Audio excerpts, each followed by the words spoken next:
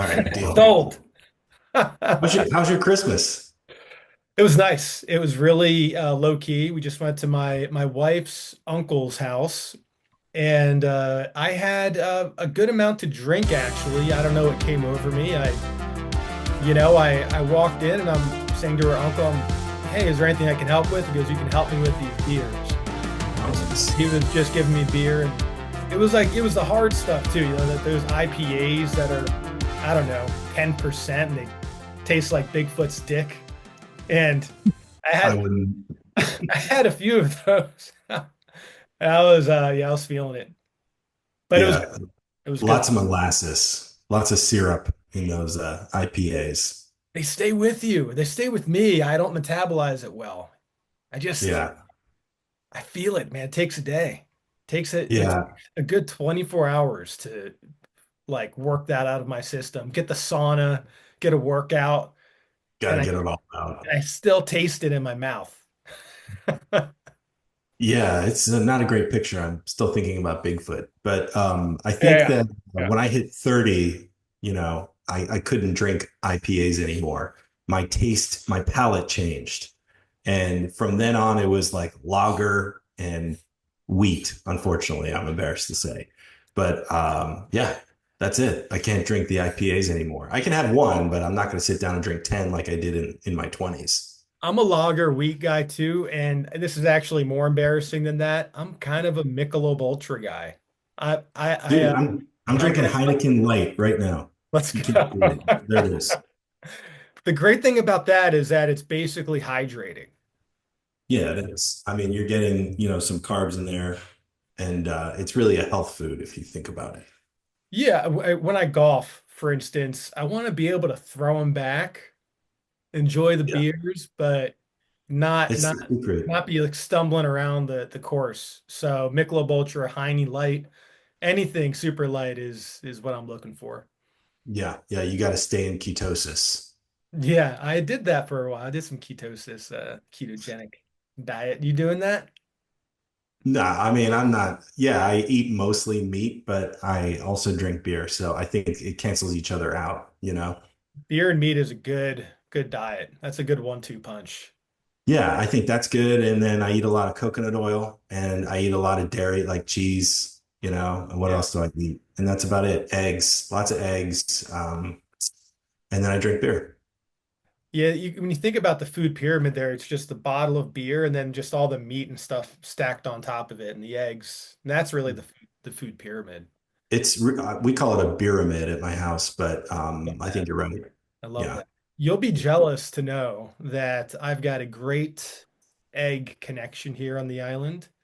So Oh, there's a farm close by on the North Shore, and on certain days they'll sell eggs straight from the farm. They are like a major supplier for some grocery stores around here, but they're not able to sell cracked eggs. They're oh, essentially micro fractures on the egg, but it's still just as good as any egg you'd get at a grocery store. It just doesn't meet meet the quality standards that they need to. So the other day I got 120 eggs for $10. no. Shut up. Yeah. Are you serious? I'm slamming like 8 eggs a day. That is a cheat code right there. And I'm a good neighbor, so I've got friends that live down the street. So when I pick up eggs, I stop by their house, I deliver them 30 eggs, and they make me a cocktail, and it's a nice thing we got going on. Paradise. It's not bad. It's not You're bad. right. That did make me jealous. Dude, 120 eggs for $10. But they did a buy one, get one. So typically it's $5 for every 30 eggs. I would spend like $60 on that, on 120 eggs. Easy. Yeah, Maybe yeah. 5. I've uh I've got it good. I'm very prideful about these things. That's My important. neighbors, they love it, but it's become kind of like a running joke. I'm the guy that's got the egg connection. I have a honey guy. I've got a meat guy.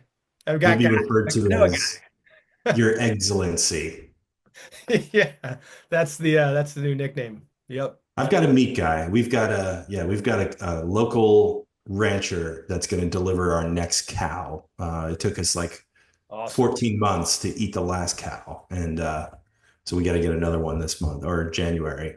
How much you getting the cow for? Like north of a K? Oh, yeah, it's not Like cheap. how much? But try 4K 4K. Okay, I saw some quotes here from guys and it was like around 2K. But for a maybe whole cow. yeah, for a You cow. get for a whole cow. Goodness. Interestingly, there's more. I have to fact check this, but from what I heard that there's more cattle per capita in the on the island chain here than there is in I think what was it like Wisconsin or something or some big and some place you Really? think of having a lot of cattle. There's tons of cattle here. Oh man, that's my dream. I just want to own cows on some land. Yeah, this is my dream too. I've had this dream for maybe 10 years at this point. There's so not on Oahu, but on the Big Island, there's this a spot on the island. I'm not even gonna name it because I don't really want to Don't tell anybody. hurt Mark anybody. Zuckerberg will buy it. Right. And so I'm not gonna name it, but it's higher elevation and it is, I mean, it's just beautiful cattle land. And because it's higher elevation too, the weather is ideal. I mean, you get 60-degree days, goes down into the 40s during the night. You can get Perfect. actually have the fireplace going, but it pristine rolling hills, almost looks a little like Ireland or something. You have the rolling hills and pastures, tons of cattle, horses, probably 45 minutes from the ocean. And I've always just had this image of owning acreage there and having tapping into a well, fresh water, like a stream close by the house, and just getting off the grid. And I think that's every year we're kind of getting closer and closer to that, but that's what I want, man. That's what I want. Yeah, man, that's good. That's real good. You should keep fighting for that dream. I mean, you might be able to do that this year. You never know. This coming year, I mean. You never know. Yeah, I love that. It sounds like you're thinking things are along the same lines where what I desire, maybe what you desire is not really like what you typically think the material wealth signals are, like the Lambo and all that type of stuff, which is fun and cool. And yeah, but I'm like, no, I want land. I want to just kind of not be fucked with and just to have the sauna and the cold plunge and all the good stuff, all the health and wellness stuff. Yeah, I just want time. And I think Lamborghini does make a tractor. So if you wanted to cultivate your land, you could still do the Lambo. Or just But just yeah, soup up a John Deere and take that bad boy out, get it up to go like 100. yeah, exactly. Something like that. But yeah, I'm with you 100%. And I think that I don't know, what would it take? 4 million a Bitcoin, 6 million a Bitcoin, and then I would feel like, okay, I I'm think good. about that. I'll keep Yeah. buying the top, as I continue to work. But that would be, I think that dream might be able to occur at that point. You know what's funny about that is I always think about those numbers and the numbers always get higher even as the Bitcoin price goes up. Right. Because before I Well, was like, maybe when we get, to 500K Bitcoin, and then I'm like, no, it's got to be a million. No, it's got to be, you know, they keep I like know. going up. I guess my dreams are getting bigger, and I'm That's thinking more right. like multi-generational, right? That's right, man. I mean, now that we hit 100, it's popular to hear, or it's common to hear, like we're going to go from 100 to a million. But there we could go from 100 to 200 or 400 over a couple of years. I wouldn't want that to be the reality, but I also have been having a hard time because it is hard to stack a meaningful amount of Bitcoin at 92, 96. I mean, it is painful, and I look at it in two ways. One way is, okay, it's great. I can buy, some additional Bitcoin before it goes up to a million. But I also can't buy as much as I used to buy 3 months ago when it was in the 60s. I Yeah, mean, we didn't know how good we had it. We were all joking around 58K forever. I know. I had, I could have stacked harder at those levels. And I did what I could, but I did not realize how painful it would be. Just think how painful it's going to be when it's at half a million of Bitcoin. I know it's going to seem painful at the time. But I remember when I was getting paid and initially getting paid in it, and I was like, I wish that I can't believe I'm getting paid in Bitcoin right now when Bitcoin's 40K. I wish Yeah. like I was getting that. I wish I decided to, you know, make that a concerted effort to get paid when it was 20K. Yeah. And so it's so interesting, like now that, and it's the same thing that happens. But I'll segue to this because Preston, I was going to talk about this at some point today, but Preston on Christmas, Preston Pysh, he put out a tweet and it reads, the median US salary is $59,228 per year. And the average savings of that is 4.4% annually. Therefore, if the Bitcoin price stayed the same at these rates, it would take the average normie 232 years to have 6.15 Bitcoin. Yes. And so that's even, 50 years for one Bitcoin. I mean, 40 years for a Bitcoin. Yeah. Yeah. Yes, but Uh, it's it's painful. I'll be it's honest. That's yeah, it's painful, but we have to think about what it's going to be painful whatever level we get to. It always feels that way. It was painful to people to stack Bitcoin at 5,000 when other people were stacking it sub 1,000. You're stacking hundreds. And I just think it's this thing where we all go through that. But even if you're getting just like a portion, whatever the goal is to get whatever you feel like you can afford, uh, and I always recommend stacking aggressively. In years, right? In 10 years, it's not going to seem like it was like you got it at a higher price, right? And I don't know. I think also when we like retire, I'm never going to retire. I'm always going to work and do something and be productive. I don't like that whole idea of retiring, but just being more fluid with our time. When we, want to buy these things, we're going to be at such a level of adoption in Bitcoin that we can either take out loans against the Bitcoin. Not a big fan of, taking out loans against Bitcoin. We've all learned the hard lessons directly or from friends, but there's probably going to be some pretty legitimate insurance-backed institutional options by the time because I mean it's crazy. I feel like every day we're seeing some new company put Bitcoin on their strategic Bitcoin reserve, whether it's Rumble, and what Bitwise just came out the other day and said they're going to invest in stocks of companies on a Bitcoin standard with at least 1,000 Bitcoin in their corporate treasury. We're yeah. just reaching this point where Bitcoin's a household name and it is just going to be the de facto best form of money. So by the time it comes to like, oh, we want to like sell some, I think we're going to be able to either trade it, right?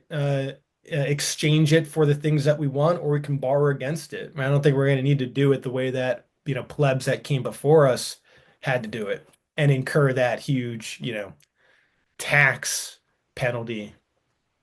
Yeah. I am excited about all that. I don't know how I would feel about taking a loan out against my Bitcoin. I know that's what the rich guys do, right? You've got a building and you put it up as collateral, you take debt, you live off the debt, it's not taxable, and you go live your life and then redo the loan when you're out of cash. That's a cool concept. I I don't quite know what that looks like. I want that to be something that I figured out before we've reached 10 million a coin. But I think what I'm hopeful for is like what you said, earning or having Bitcoin is going to unlock the future that I desire and the lifestyle, the way that I can live. Where maybe it's I can spend time thinking about what is interesting versus what I have to do. Instead of having to show up somewhere and provide something for someone, it's like I get to tinker. My hobbies can become my profession. Right. Yeah. Amen to that. And I want to retire my wife, right? I don't want her to have to go work into the office and there's all these things, take care of family, that type of stuff. And we're gonna get there. We're gonna get Yeah. there. And it's gonna be so sweet when that does happen because of the days of strife and extreme frugality Oh yeah. and I then mean, sacrifices. Yeah, I want to mention this because I'm not sure if you felt this way, but I did ride the bottom a couple times, up to 60 down to 20 or six, and then 69 down to 16. And I remember wondering, like, what is causing this ridiculous price drop? And I remember it was, maybe halfway through my Bitcoin journey, a couple years or 18 months into it. I hadn't quite learned everything that I know now, but I remember wondering and my wife asking, what's going on with Bitcoin? And she was nervous because I had put quite a bit into it. Um, that fear I think is gone. Like when I see Bitcoin, drop to 92, I think, okay, good. I can buy $100 worth of sats and I get a few more than I would have if I'd bought yesterday at 100. But Yeah. um, I think those days of being fearful of what Bitcoin will do are largely over, and the fear has switched from being, is Bitcoin going to crash or fail, or, is the government going to take it from me, or will someone break into my house and steal it? It's all the fear that I used to experience is now, I don't know that I have enough, but how do I preserve what I do have? How do I think about the future, and switching the fear, not that we should live with any fear. I don't want any fear, but those questions go through your mind. Like, do I have the right setup? Cold, cold storage setup. So, I mean, I think, this journey just continues on and on and on. And I think the price action helps us kind of delay the inevitable. I mean, if Bitcoin was $4 million tomorrow and today you aren't ready for it, how would you feel when you opened up the app and you saw that price change? Yeah. Yeah. I think fear is a good thing. I think it's it's within us for a reason, and you could decide to just bury your head in the sand and say, "Oh no, I don't want to confront this thing." But if that sort of fear, to a certain point, right? There's rational fear, then there's irrational fear after a while. Like being afraid of tinfoil is ridiculous, but it's whatever kind of phobia you might have, it can turn manic. But in terms of the fear of whatever you're coming up against, like your security setup or the price going down, those are all sort of probing into you to say, hey, look into that. Like maybe, you maybe you need to understand this thing a bit more, so you can get that peace of mind so you can sleep at night. Right. And That's a maybe you're great gonna point. sleep better once you stop ignoring this thing that you have to do. Mhm. Because I do that. I put off like shit all the time. One of the things I've been saying that I'm going to look into the most like tax effective ways of like putting your Bitcoin and or where my business should be registered, or what kind of bank accounts I should have to, or a dual citizenship. And I'm like, I need to really get to the bottom of that. And I just have not, because it's something I just don't want to deal with. Right. But I think it's got to be like a 2025 thing for me to try and take that a bit more seriously. So dual citizenship in 2025, where are you going? Where's Maybe your secondary home? Maybe. So there's the Plan B passports. There's that Yeah. company. And I just want to Mhm. reach out to them and see what they would recommend. I'd have to look at my ancestry, I guess, and see if I have family overseas. I think I'm a mutt, like I'm freaking everything. So You get options. I've got options, dude. It's like yeah, but I'd have to get to the bottom of that and see if there are any, work with them to see if there are any tax-friendly jurisdictions that I can claim dual citizenship. Mm. It's sort of a fucking headache, though. I don't really want to have to think about that stuff, but I hear from smart people that it is the smart thing to do. Right. Yeah, those are questions that I don't have the luxury of being able to think about dual citizenship at the moment. I know, dude. I'm just trying to survive with my business and close more deals Yeah. and so I have it. I'm like, well, I know I got to think about this, but I really need to be, increasing revenue right now. It's a distraction.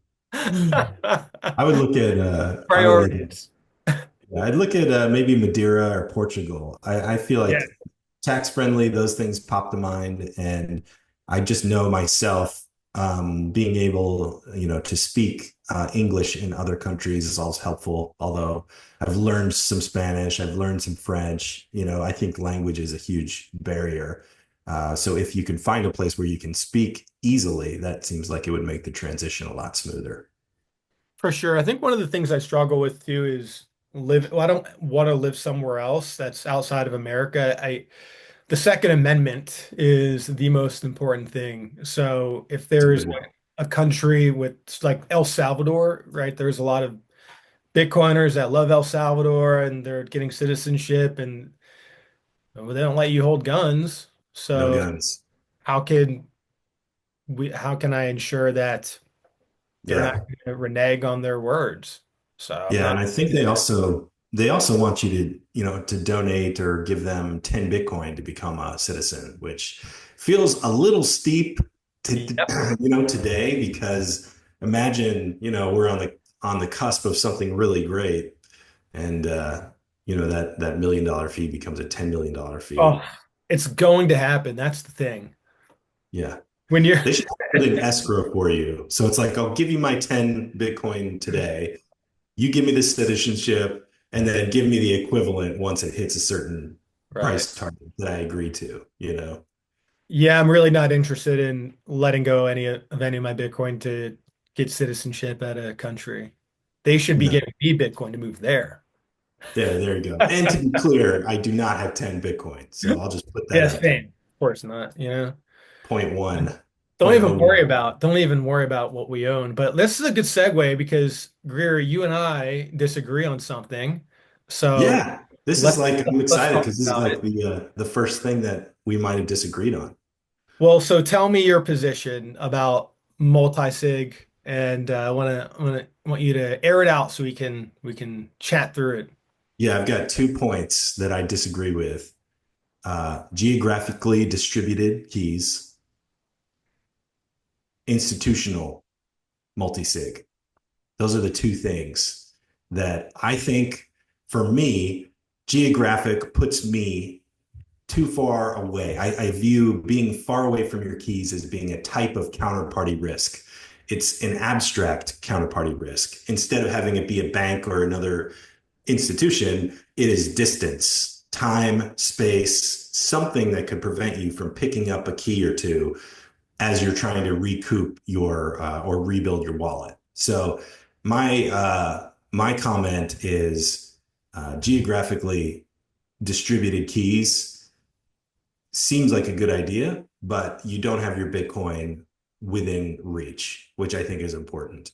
And then the second one is there's some great companies that do institutional self custody. And I think they're good people. They want to earn a living by holding your Bitcoin for you. If you Unchained, right? Yeah, Unchained, Unchained, on ramp, Theta, BitGo, yeah, Theta. yeah. Yeah. And I think that we'll see a lot of companies that and banks, they'll try to make a living by holding something that's extremely valuable to them, which is your Bitcoin.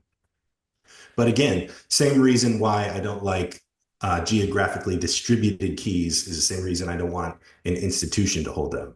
I like Bitcoin being peer to peer, me holding my own private keys in a place where I can get them if I need to. So I think when I posted this, it really set off a hornet's nest, which Yeah, was Christmas Eve. you got a lot of people agreeing, but then a lot of people disagreeing, which is healthy. Yeah, I mean, I think the healthiest thing is that my follower account went through the roof. I fucking knew it, dude. I'm like, this guy is trolling. This is engagement farming 101. You're crushing it. And nobody accused me of that, and I really wasn't. And here's the other thing, and this is how you Well, know. listen, I'll say this. I'll say this. You know how to put out a good engaging tweet Yeah. Well, or post, whatever. But it's just yeah, good that's marketing. I mean, that's what I do. I'm you're a I'm a you're you're a creative. marketer. So you're putting I'm a something out marketer. there that's like, okay, you believe it. It's not like you're I'm not saying that you're engagement farming in the way that you're putting out something that you don't believe in. It's just you have a stance on something and you put that out there in a way that's going to sound definitive and get people to react. And that's Oh just yeah. a way to kind of stoke the flames a little bit. Yeah, self-assurance is one of my strengths. If you've ever done one of those strength finder tests, one of my top strength is being self-assured. It doesn't mean I'm always correct, but it does mean that I always believe I'm correct, which is Right. which is how you can write a convincing post because you're right. I do believe it. I think that multi-sig is fine. If you want to do multi-sig, it's great. And there were a lot of people that took issue with multi-sig in general, but that's not really the point I was making. The point I was making is keeping the guys that do the twins, Winklevoss guys, Gemini. I read the Bitcoin Billionaires book, and they bought a ton of Bitcoin, and they took all the seed words and split them apart and cast them into the wind across a variety of different banks, put them in safety deposit boxes.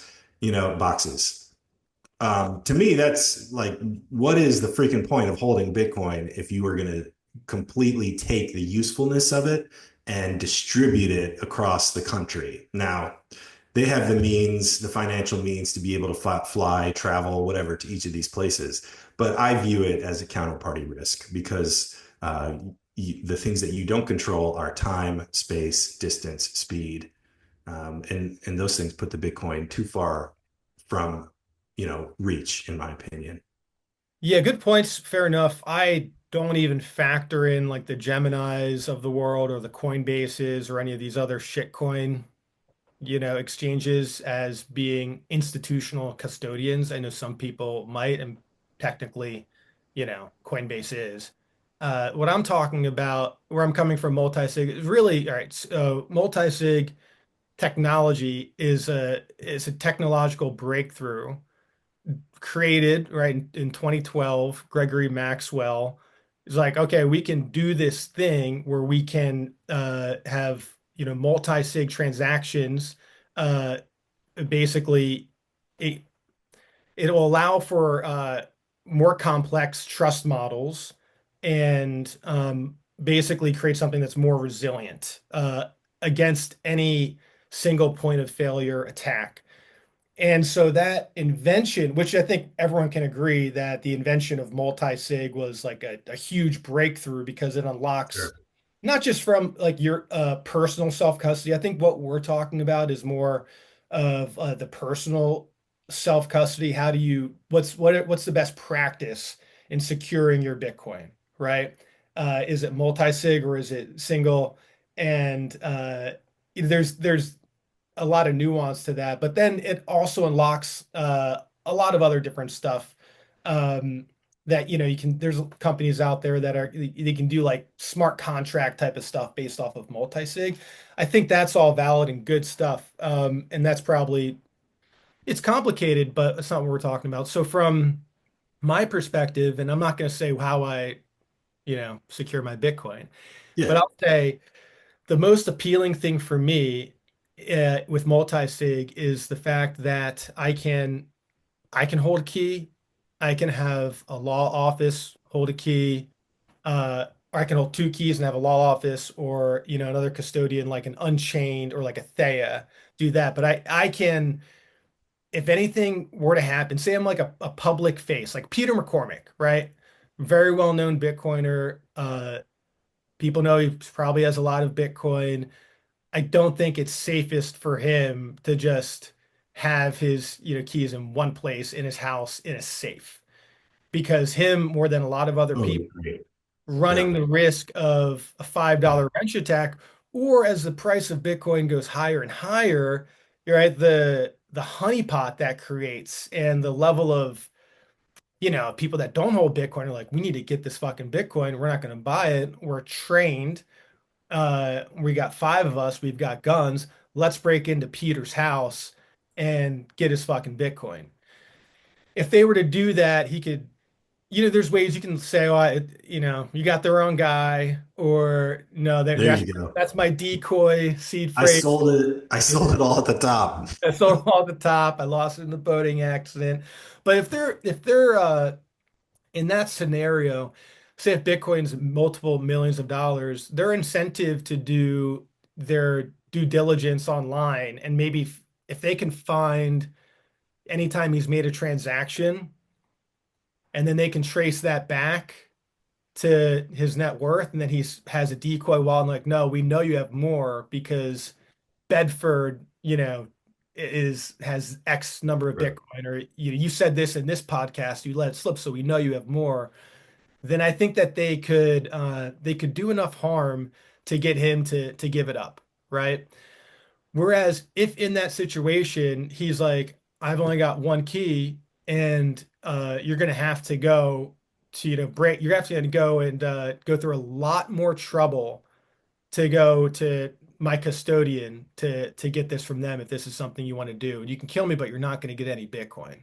Right. So it's in that situation, they could kill him, either way, it doesn't matter.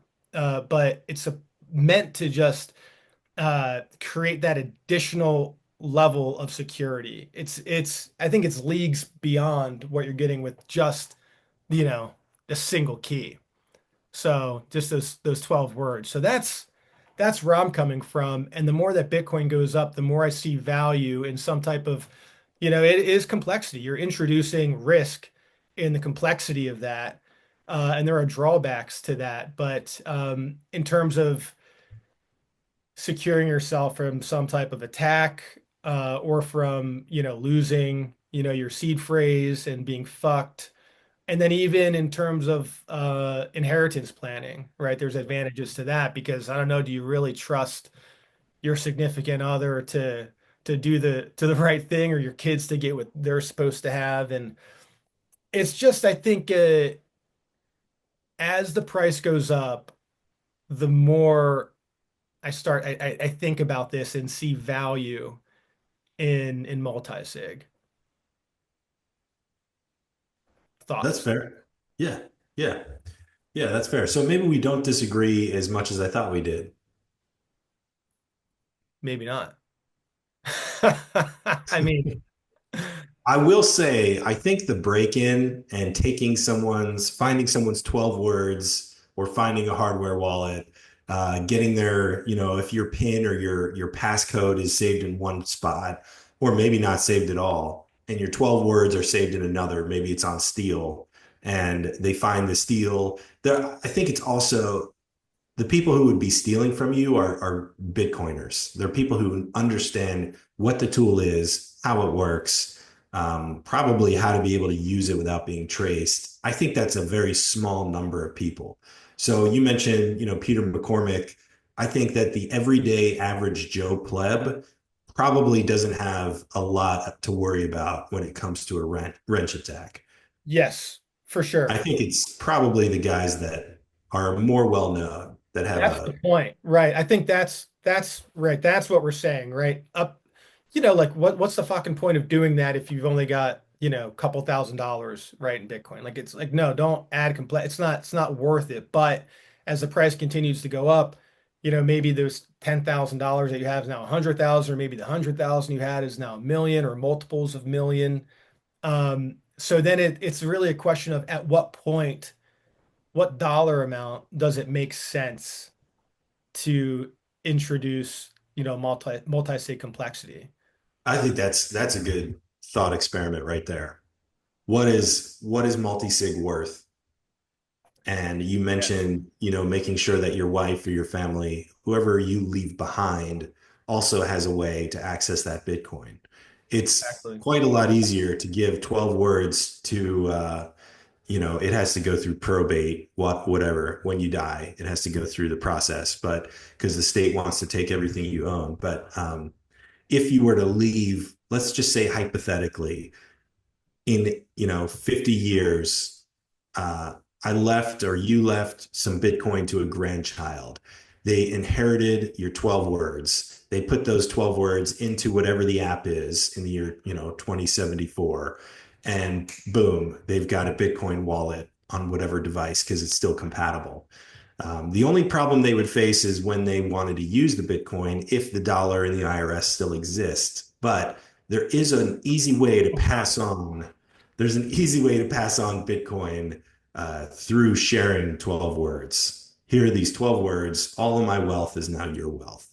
And to me, that is interesting. Not necessarily something I would do because I think you have to go through what the state demands. But it is possible that one could transfer wealth to another very simply without it being stopped. Yeah, yeah, 100%, absolutely. And just to be clear, I despise the idea of not holding your own keys in, 99% of the situations. Like, and if you're having Bitcoin on any exchange, you should immediately get it off. I know even Alex, right, at River said that he had an unpopular opinion and that people should maybe hold Bitcoin on different exchanges. Really smart guy, love River, but I disagree. I think, the beauty is that you can self-custody this stuff, and it's a top down or bottom up revolution where we don't need the permission of institutions anymore, right? We're not the idiots that you think we are, okay? Like, I can hold my own fucking keys. I can hold my 12 words. I can do the research and I can be smart about that. I can watch the videos I need to, read the book Mhm. I need to, and get my shit set, so I ensuring that my security is sound. So, okay, miss me with the keeping my Bitcoin on Coinbase or keeping my Bitcoin on whatever exchange. When I'm talking about multi-sig, I'm not talking about that. I'm talking about like a portion of your stack, maybe a big portion of that. You're getting to a point where it's like worth a ton of money and you want peace of mind for your family, and maybe it's the easiest thing to do. And you don't even want to worry about it anymore because you're like, okay, I'm older now or whatever. There's a laundry list of reasons, but I think the beauty is holding your own keys. So I think we clearly agree on that. Nice. What do we got next? Yeah. I was gonna say, well, one more point actually. How cool would it be, speaking about your future generations, finding, if you want to leave Bitcoin to them, to create some type of, treasure hunt, Yeah. where 12, it's a 12 line poem and they have or to decipher it. yeah, it's like you lead them throughout the world. You say up front, here's a portion of that to fund the trip, We right? got to go to India. Yeah, and then you got to go to like Redhead. Scotland. You got to go to like the Loch Lomond distillery, and there's whatever. You have to go and like find these different portions. Oh man, the And great. like, What's the what's but then that they ratio? The but then they amazing. have to go together, right? Your kids have to go together, and it creates like an experience for them. Yeah, I feel like that'd be a better movie than real life. It's National Treasure, but with Bitcoin. Yeah, dude. Okay, cool. I think we've worked through this and we're still talked about Preston Pysh's thing, talked about the self-custody. We've got one video here about the system being rigged against you. Do we want to go into that? Oh yeah, yeah. So I feel like I bring up not that I feel I do. I bring up Saylor almost every single episode, but I think that he is the source of a lot of uh, great information, and also he taps into some of the things that I feel. He's a billionaire, so he and I don't have a lot in common, but I think that you could take, I have the micro version of his macro worldview, so I'm the sort of the small version of what he experiences. And what I like about this is that this is somebody who worked really hard but couldn't find a way to get ahead because the system, the fiat dollar system, is rigged in a way that you cannot succeed. You will be on the rat race or running the rat race on the hamster wheel, and Bitcoin offers you the escape. Beautiful. Let's watch it. I had worked for a decade. I had spent 20,000 man years attempting to do everything under the sun. I could not get ahead. And I was the same me. I wasn't stupid, right? You look at me and say, well, this is Michael Saylor worked as hard as he could for a decade and could not get ahead, right? And the most pernicious thing you can do to someone is you make them think that they're just not smart enough. And the reason they're failing is because they're not smart and they don't work hard enough. And then you realize, no, the system is rigged against you. When I found Vic. Yeah, dude, that fires me up. Just the fact that I remember when I got my first real job, and I said to myself, at this salary, actually, I can pay off my student loans in 5 years. Wow, that's great. If I just take a quarter of what I'm making, I'll pay it off in 5 years.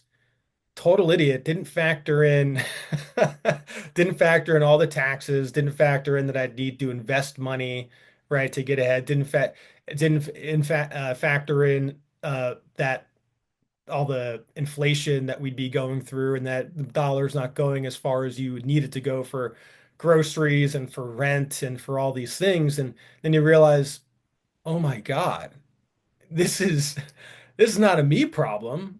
I've been working my ass off for this. I should be able to pay these loans down, but what the hell is happening? And that really hits home for me.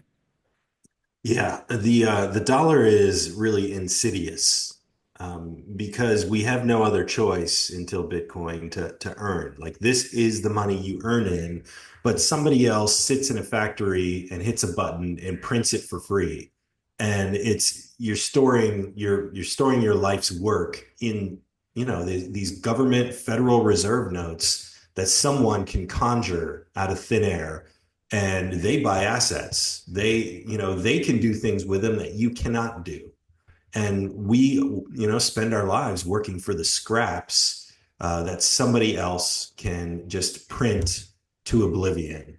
And I've seen so many videos from men who are in their cars, on the verge of tears because they cannot provide for their family. And it's not that they aren't equipped or have skills or have intelligence or talent. It's because their dollar doesn't buy anything. And they can't do anything about that. I mean, other than, working multiple jobs or whatever the answer is different for every person. But the struggle is, it's something that we're all dealing with.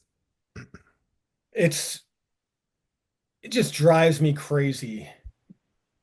I so my wife's grandmother and her grandfather was just a government worker. He's worked at the postal service, okay, and her grandmother is a teacher, and they were able to buy a house, right?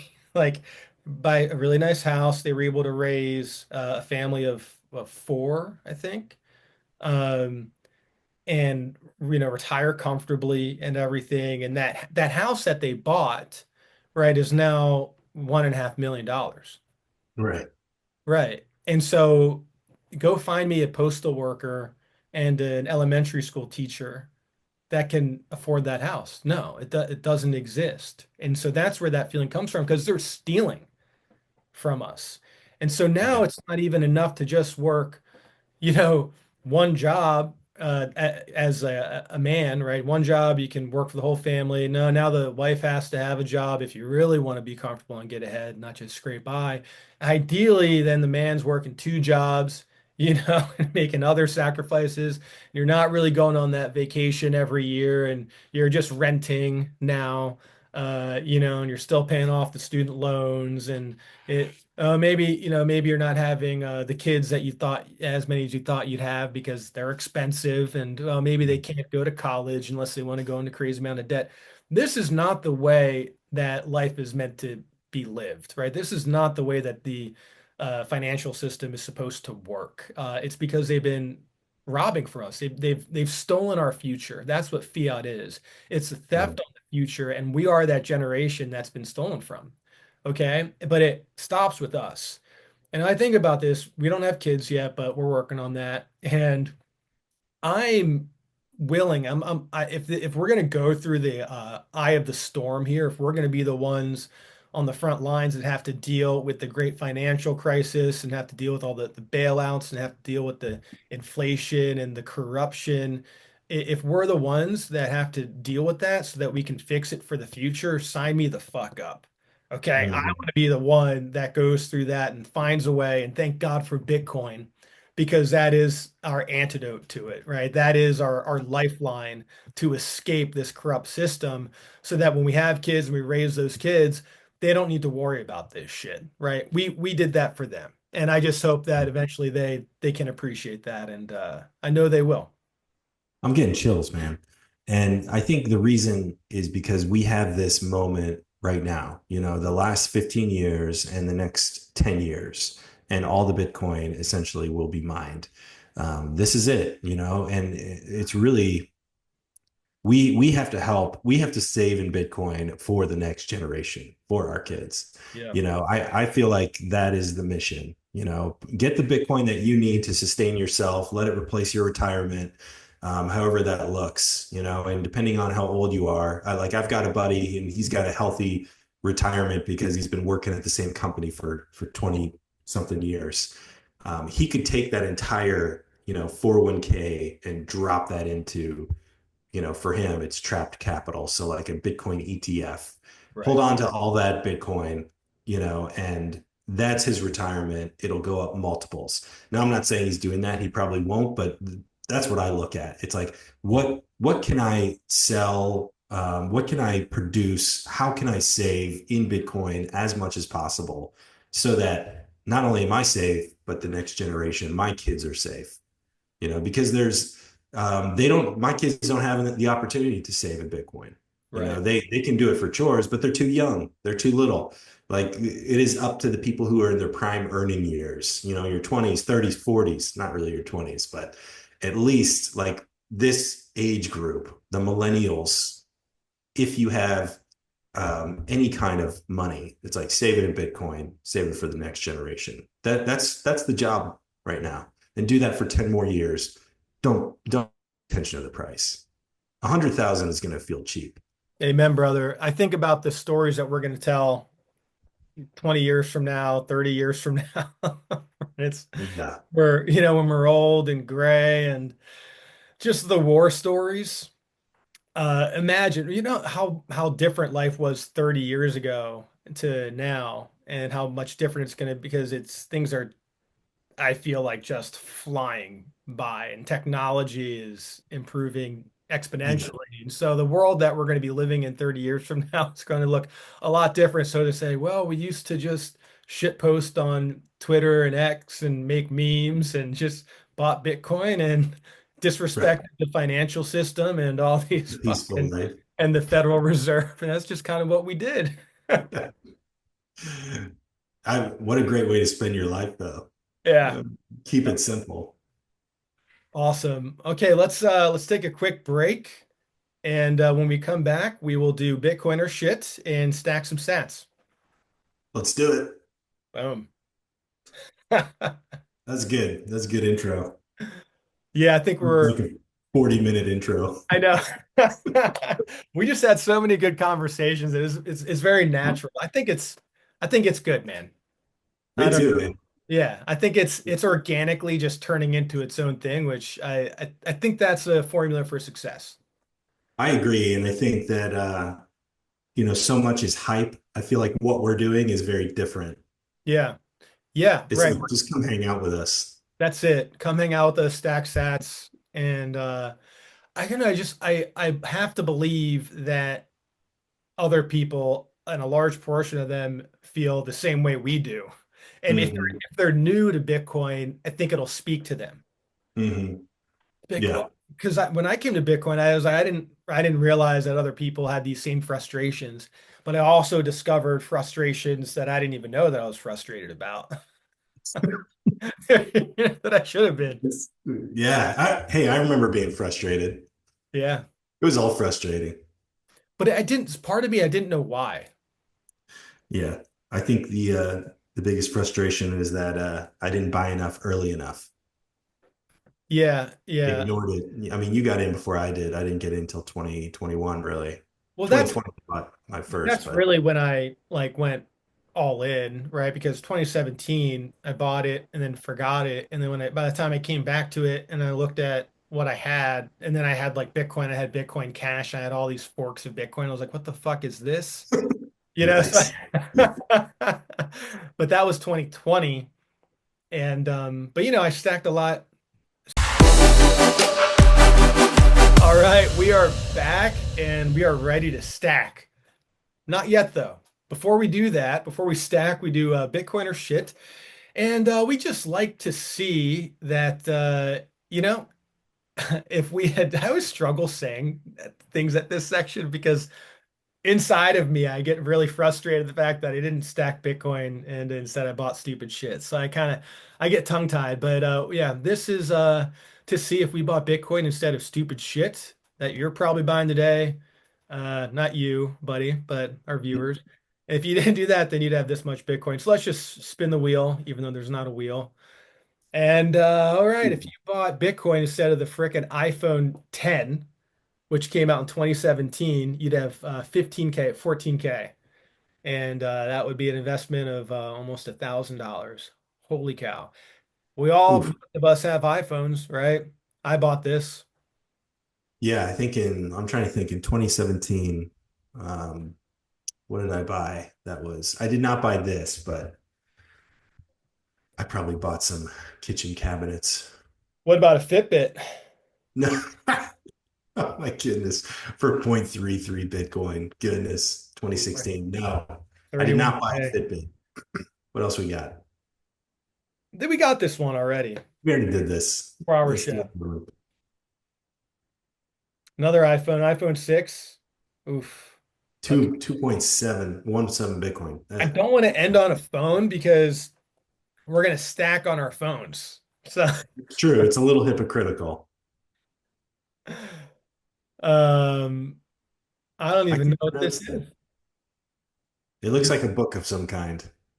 Definitely a book of some kind, but roll off Matic National Lament. I have Yeah, you no. know what? I don't feel that bad about this one.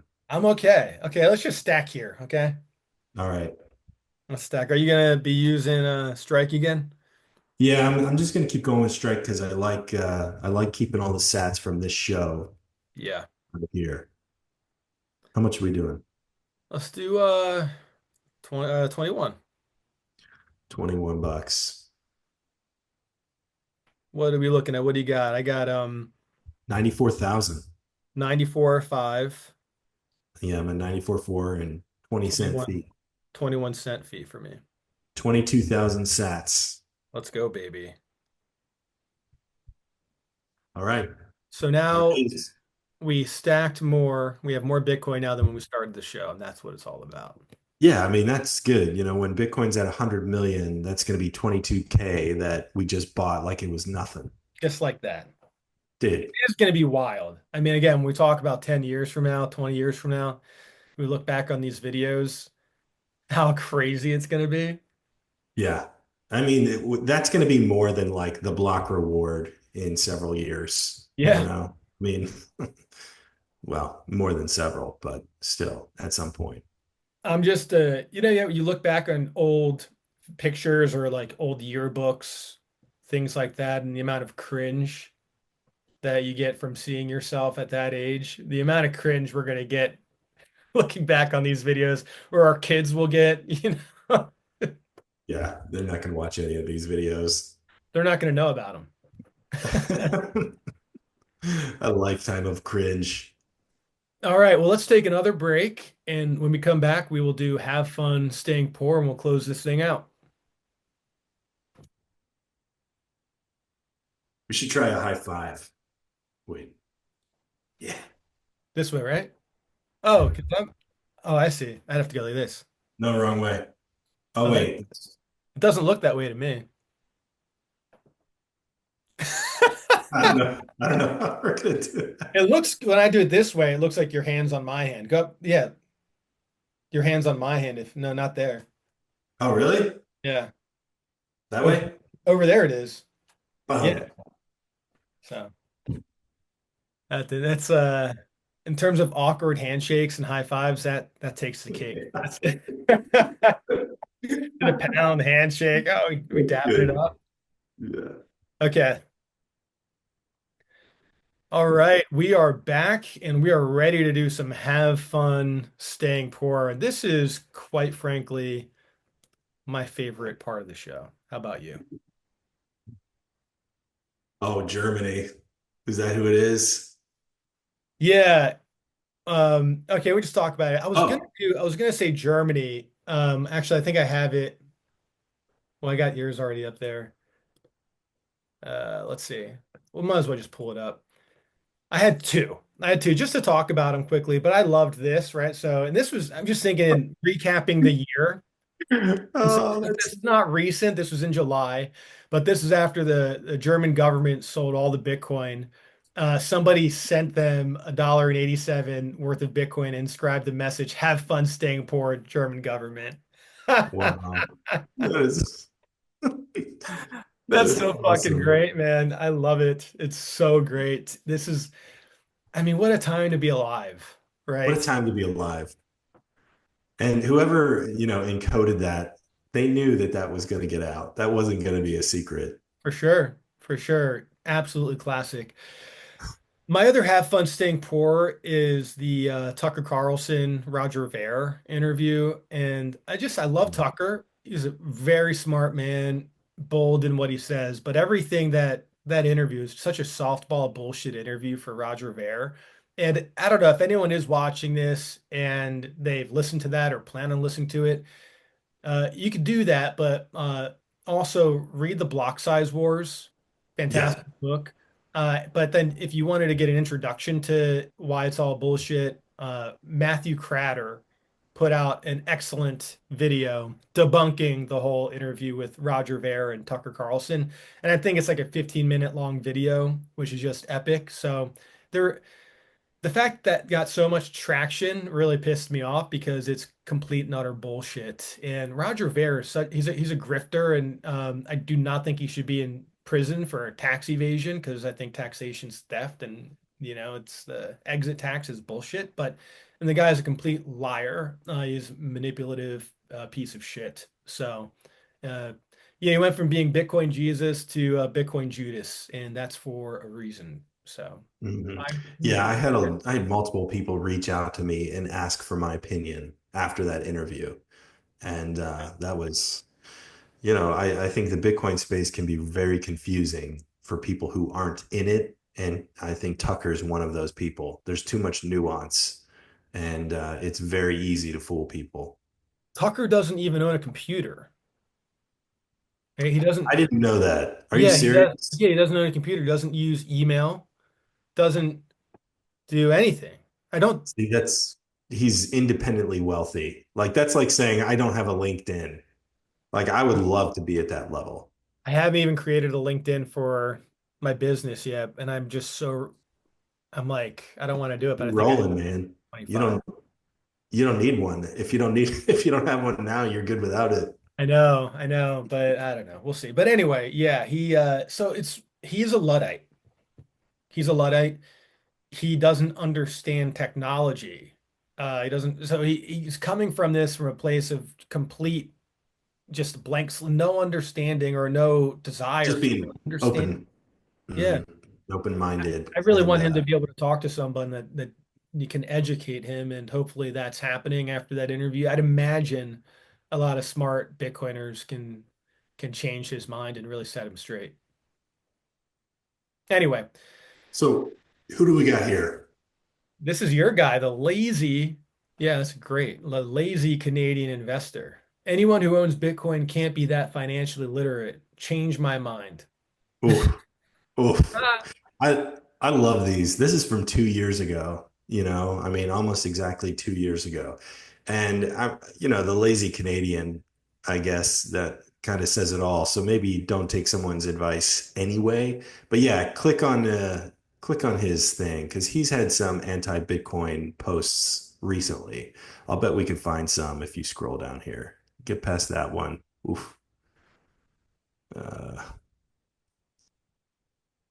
man, we're just scrolling his timeline.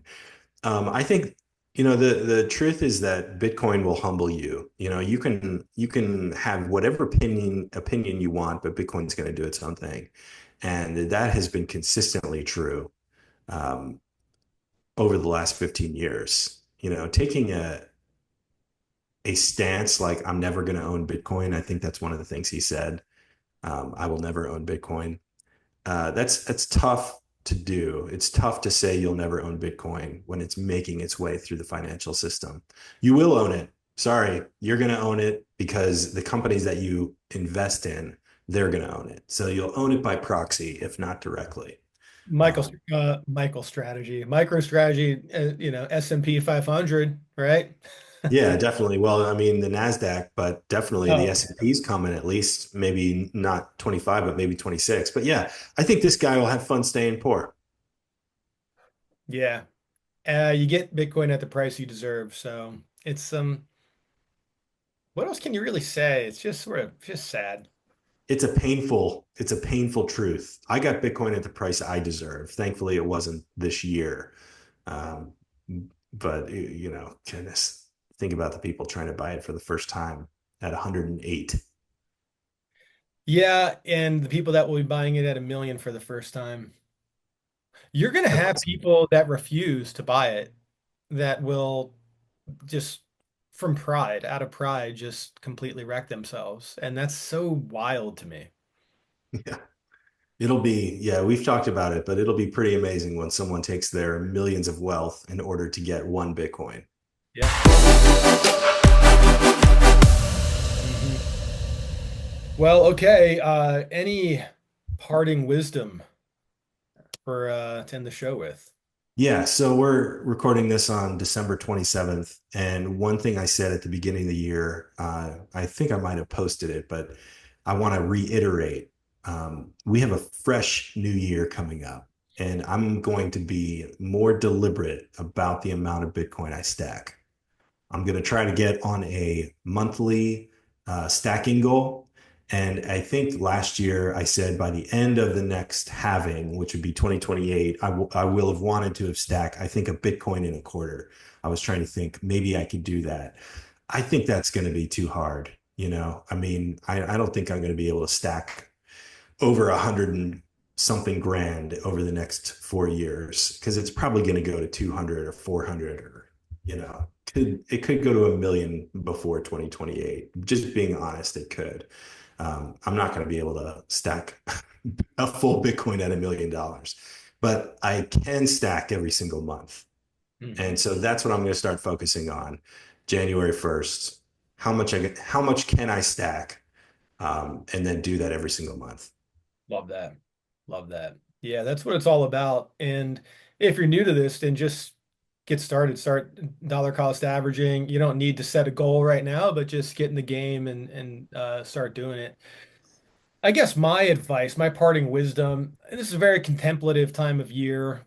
There's a ton of shit that happened, good and bad. I typically like to spend these last days just relaxing, to be quite honest. I used to be the school of thought where I wanted to recap everything I had accomplished that year and set goals for 2025. And I'll do that, I think, once we get into the new year. But right now, I'm just feeling like I could use a few days just to read fiction and I've got family visiting coming in tomorrow, so just having some fun teaching my wife's nieces how to surf, things like that. So Yes. I don't know. You can't accomplish everything in one day. And the older I get, the more I realize that. And if you're feeling maybe angsty that you didn't hit your stacking goals, you don't have enough Bitcoin, it's okay. This is a marathon, not a sprint, right? Enjoy time with your friends and family, take some time off, and just trust the process, and you'll get there. Hell yeah, man. That's good. Nice, brother. All right. Well, hey, this is our last show of the year, right? I think so. I mean, we've only got a Yeah. few days left. So yeah, why don't we just see each other next year? Oh, here we go. I'll see you next year. We're not going to do one of these until next year. Oh, all right. See you next year. All right, brother. Right. Enjoy the weekend and make the most Man. of it. And we'll talk to you. I'll talk to you before next year All somewhere. right. All Sounds good, buddy. right. Enjoy the surfing.